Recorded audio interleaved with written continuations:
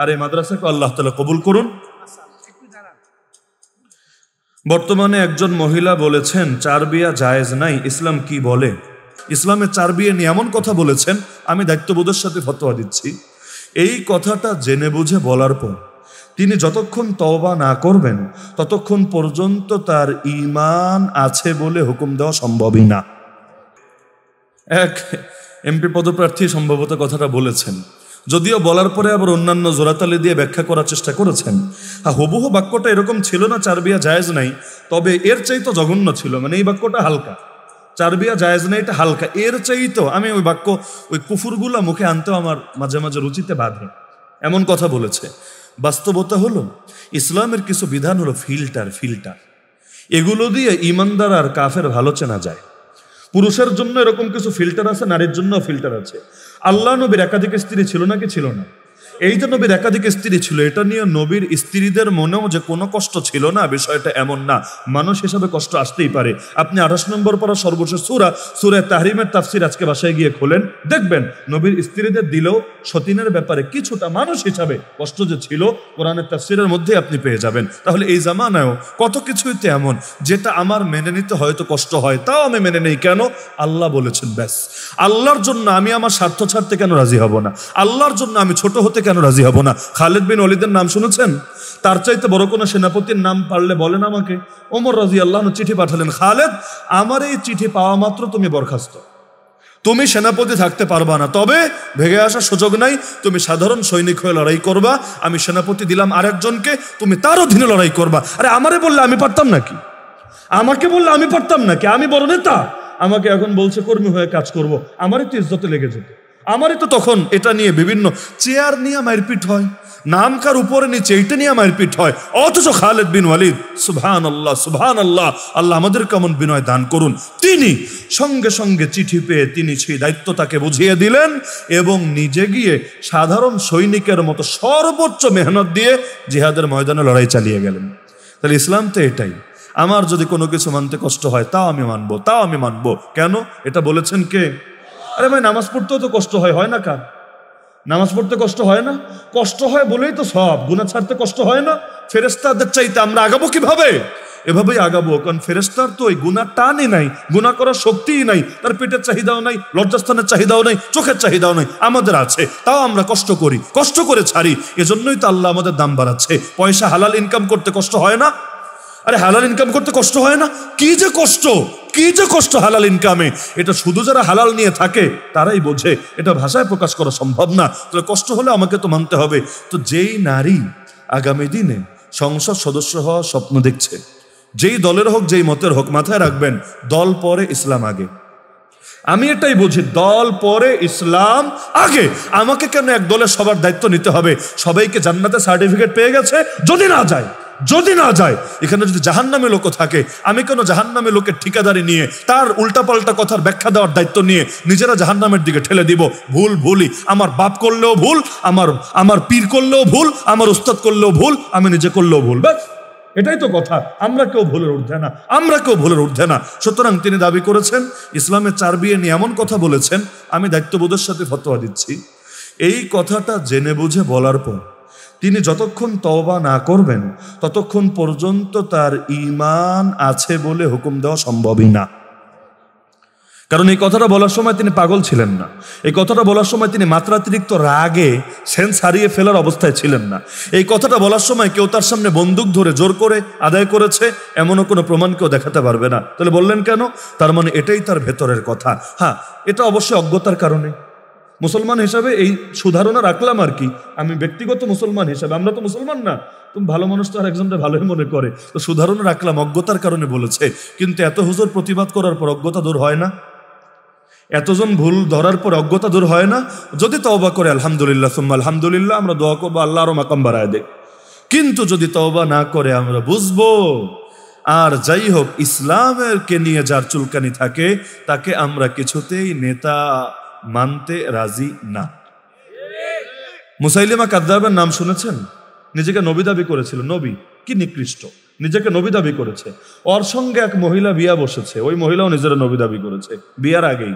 এখন বিয়ার আগেই দাবি করেছে, কিন্তু এখন কিছু অনুসারী তার হলো, কিছু উম্মত পেল, মুসাইলিমারও কিছু উম্মত আছে, ওই মহিলারও কিছু উম্মত আছে। চিন্তা করলো এভাবে একা একা ক্ষমতায় যাওয়া তো কঠিন, জোট করি, জোট। ওই বাংলাদেশের নির্বাচনের আগে জোট করেন রাজনৈতিক দলগুলা, কেন? জোট করলে শক্তি বাড়ে। তো এবার ওরা জোট করতে চাইলো, মুসাইলিমারে বলল চলো তুমি আর আমি হাত মিলায় নেই, তোমার উম্মত আমার, আমার উম্মত তোমার, তাহলে আমাদের দলটা বড় হবে, আমাদের শক্তিটা বাড়বে। মুসাইলিমা বলল তাহলে চলো আমরা আরো এর চাইতে অ্যাডভান্স কিছু করি। বললো সেটা কি? চলো আমরা বিয়ে করে ফেলি। তো মহিলা বললো হ্যাঁ, তাতে তো লসের কিছু নাই, লাভ আছে। তো এখন বিয়ে শাদী হয়ে গেল তাদের মাঝে, জামাইও নবী, বউও নবী, লেডিস শাখার নবী, লেডিস কোঠায়, আর জামাই হলো নবুয়তের ভণ্ড দাবিদার মুসাইলিমা কাযযাব। এই জামাইকে হত্যা করেছে আবু বকর রাদিয়াল্লাহু আনহু পাঠানো বাহিনী, বিখ্যাত সাহাবী ওয়াহশী, যিনি একসময় মুসলমান হওয়ার আগে নবীর আপন চাচাকে শহীদ করেছিলেন। আমির হামজা রাদিয়াল্লাহু আনহুকে শহীদ করেছিলেন, যেই শহীদের পর আবু সুফিয়ানের স্ত্রী তার বুক চিরে কলিজা বের করে চিবিয়ে খেয়েছে। তিনি পরে মুসলমান হয়েছেন। নবীকে এসে যখন মুখ দেখালেন, আল্লাহ নবী বলেন ওয়াহশী শোনো, তুমি মুসলমান আমি মানলাম, তোমার ইমানদার স্বীকৃতি দিলাম, কিন্তু তোমার মুখটা আমারে দেখায়ও না, আল্লাহর হস্তে মুখটা দেখায়ও না। তোমার চেহারা দেখলে আমার শহীদ চাচার কথা মনে পড়ে যায়, আমার দিলে বড় কষ্ট এসে যায়। উম্মতের ব্যাপারে যদি কোনো নবীর দিলে কষ্ট থাকে, তার দুনিয়াও বরবাদ হবে, তার আখিরাতও বরবাদ হবে। সুতরাং আমি তোমার মুসলমান মানলাম, কিন্তু তুমি দূরে দূরে থাকবা, খবরদার এই মুখটার আমাকে দ্বিতীয়বার দেখাবে না। ওয়াহশীর দিলে বড় কষ্ট। আল্লাহ কালেমা পড়লাম, তার নবীর ভালোবাসার সন্তুষ্টি আমি পুরোপুরি পাইলাম না। আল্লাহ তুমি আমার একটা তৌফিক দাও, নবীর সবচাইতে আপনজনরা মেরেছি, নবীর সবচাইতে বড় দুশমনরাও যাতে আমি সাহায্য করতে পারি, এক নেকির দ্বারা এক পাপ যাতে কাটাকাটি হয়ে যায়। আমার আল্লাহ তাআলা তার দোয়া কবুল করে নিলেন। আমার নবী জিন্দা থাকতেই, নবী তো এখনো জিন্দা, মানে এই দুনিয়ায় থাকা অবস্থায় মুসাইলিমা নিজেকে নবী দাবি করে আমার নবীর কাছে চিঠি পাঠিয়েছিল, মুহাম্মদ আমারে মাইনা নাও, পরবর্তী গদ্দিন এসে আমারে ঘোষণা দিয়ে দাও, আর তুমি যা কিছু দখল করে রেখেছো 50% আমারে বুঝায় দাও। আল্লাহ নবী বড় কষ্ট পেলেন। আল্লাহ নবী তার চিঠি দিয়ে দাওয়াত দেওয়ার চেষ্টা করেছিলেন, কাজ হয় নাই। পরবর্তীতে আবু বকর রাদিয়াল্লাহু আনহু বাহিনী পরিচালনা করলেন, ওয়াহশী গিয়ে নিজ হাতে মুসাইলিমাকে হত্যা করলো। কিন্তু ওই যে মহিলা, তার বউ তো নিজের নবী দাবি করেছে, ওই মহিলা ধরা খেলো কার হাতে জানেন?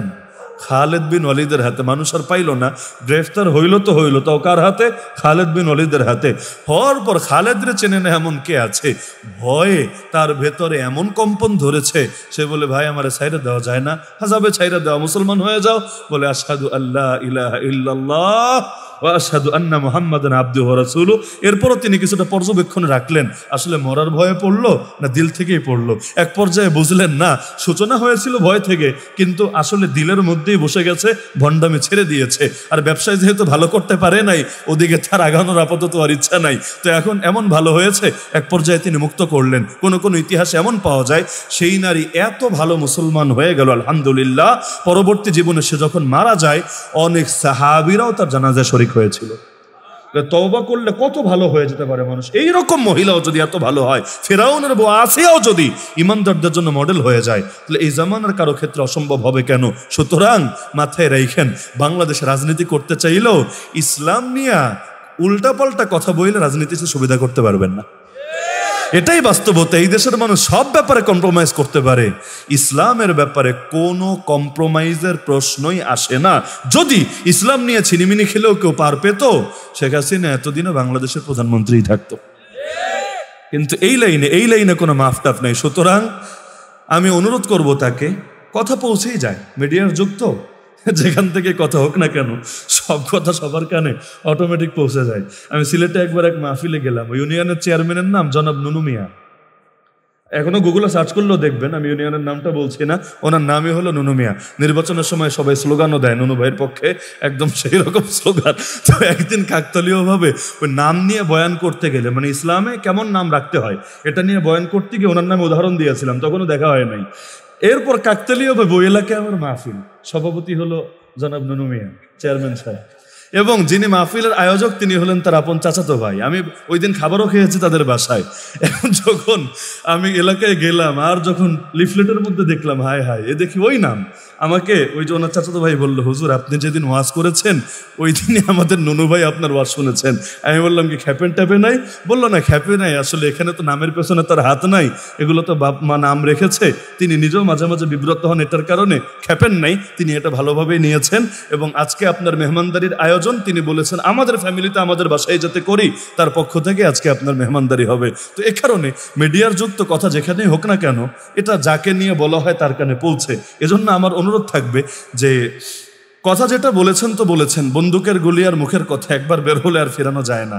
বের হয়ে গেছে তো হয়ে গেছে, কিন্তু আল্লাহর ওয়াস্তে তওবা করেন, আল্লাহর ওয়াস্তে তওবা করেন, আল্লাহর ওয়াস্তে তওবা করেন।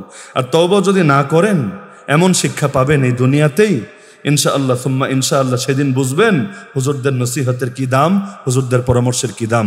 আল্লাহ তাআলা আমাদের সবাইকে মৃত্যুর আগেই প্রকৃত ঈমান নিয়ে দুনিয়া থেকে যাওয়ার তৌফিক দান করুন। ঈমানটাকে পরিশুদ্ধ করে খাঁটি বান্দা হয়ে আল্লাহর সঙ্গে সাক্ষাৎ করার তৌফিক দান করুন।